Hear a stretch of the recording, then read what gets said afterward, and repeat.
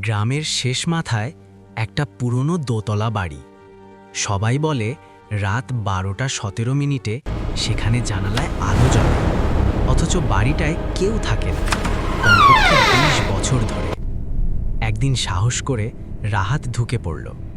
দরজা ঠেলতেই কিচ শব্দ, ভেতরে ধুলো, মাকড়সার জাল, আর দেয়ালে একটা বড় ঘড়ি বন্ধ হয়ে আছে ঠিক 12:17।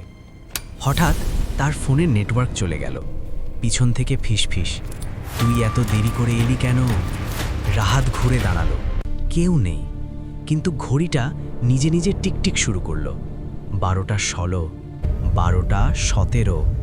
ঘরের সব জানালা একসাথে বন্ধ হয়ে গেল। অন্ধকারে সে দেখল দেয়ালে তার নিজের ছবিটা টাঙানো।